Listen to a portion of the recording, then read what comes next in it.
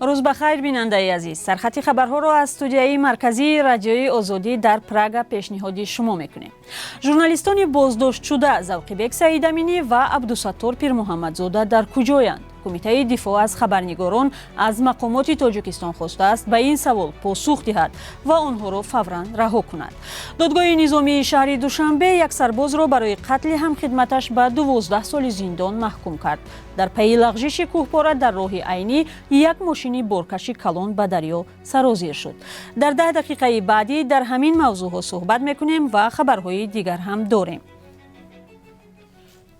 کمیته دفاع از خبرنگاران از حکومت تاجیکستان خواسته است که درباره کجا بودن خبرنگاران ذوقیبک سعیدامینی و عبدالستار پیرمحمدزاده معلومات داده و فوراً آنها را از بازداشت رها کند. گلنازه سعید، هماهنگساز سازمان برای کشورهای آسیای مرکزی و اروپا، در یک بیانیه رسمی روز 14 ایول گفته است پنهان داشتن جای نگهداری ذوقیبک سعیدامینی و عبدالستار پیرمحمدزاده غیر قابل قبول و بی‌اعتنایی آشکار به قانون و تلاش برای راه ندادن به انعکاس موضوعهای ناخوشایند برای مقامات است. ذوقیبک سعیدامینی و عبدالستار پیرمحمدزاده خبرنگار و بلاگران تاجیک را روز 9 ایول دستگیر کردند و تا کنون واضح نیست که آنها به چی متهم می شوند. دادگاه نظامی شهر دوشنبه یک سرباز وزارت کارهای داخلی را برای قتل همخدمتش به 12 سال زندان محکوم کرده است. دفتر مطبوعاتی دادستانی کل با نشر یک بیانیه رسمی گفت که نظرعلی شریف ماه ینور امسال پس از شوخی همخدمتش کنجایف که میل اتوماتی بدون تیر را به سمت او کرده است به خشم آمده برقصدانه به سر او یک تیر زده است. با گفته دادستانی کنجایف در راه به سوی شفاخانه جان داده است. دادگاه برای این جنایت نظرعلی شریف را به 12 سال تحمل در زندان نظامش سخت محکوم کرده است. مقامات اوکراین گفتند در حمله موشکی روسیه به شهر وینیتسا دست کم 23 غیر نظامی کشته و 10 نفر دیگر زخمی شدند. ارتش اوکراین گفت 3 موشک از یک کشتی در بحر سیاه به شهر وینیتسا در 200 کیلومتری غرب کیف برخوردند و سیستم ضد هوایی اوکراین 2 موشک دیگر را در هوا محو کرده است. از آغاز حمله روسیه به اوکراین در 24 فوریه امسال این مرگبارترین حمله به غیر نظامیان می باشد. به گفته مقامات اوکراینی دست کم 3 کودک در این حمله جان باختند. مقامات وینیتسا گفتند که حدود 50 نفر جراحت‌های وزنی برداشتند و سرنوشت 15 نفر دیگر معلوم نیست.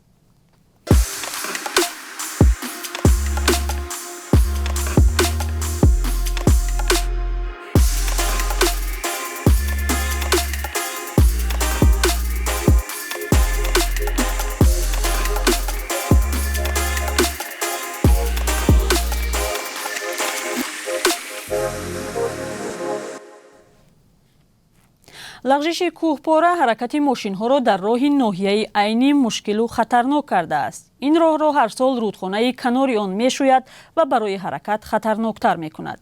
در نواری که کاربران از این راه فرستادند دیده می شود که ماشین های زیادی به دلیل فرآمدن سنگ و ریگ از بالای کوه بند مانده‌اند. کاربری که این نوار را فرستاده است میگوید در این راه همیشه وضع همین است و مردم مجبور میشوند جانشان را در خطر گذاشته خودشان راه را از سنگ تازه کنند و برای ماشین های خود راه گشایند.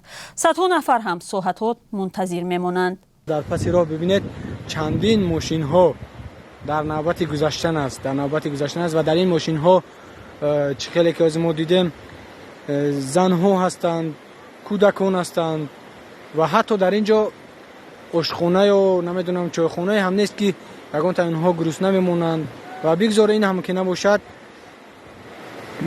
که نباشد نمیدونم زنهای حامله هستند و شخصانی هستند که در راه طاقت ندارند، در راه و بیماری دچار میشوند. این راه هیچ کس فکر نمیکند. به نوشته کاربران آزادی به دلیل راه ویران و ریزش سنگ در این راه روز 12 ایول یک ماشین بارکش دولان به دریا افتید ولی کسی آسیب ندید. ساکنان عینی میگویند هر سال سیل این راه را ویران و روای مردم را مشکل میکند ولی شکایت های پیوسته آنها به مسئولین بی نتیجه اند. шермуҳаммади шоҳиён раиси додгоҳи олӣ парвандаи рустам саидаҳмадзода додраси боздоштшудаеро шарҳ дод ки ба дидаву дониста расонидани хабари дурӯғ гумонбар мешавад. ӯро рӯзи 29 июн дар душанбе боздошт карданд. азиза ҳайдарова котибаи рустам саидаҳмадзода ҳам ба қаллобӣ муттаҳам аст. худи саидаҳмадзода аз фишор ба ӯ баъди содир кардани ҳукми сафед ба дастгоҳи президент шикоят карда буд. тафсилоти бештарро дар ин бора баъд аз 3 соат дар барномаи ахбори озодӣ пешниҳодӣ шумо мекунем.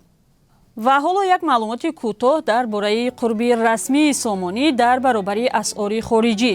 имрӯз 15 июл арзиши рубл бетағйир аст. бонки миллии тоҷикистон 1000 рубли русиро 171 сомонӣ муайян кардааст.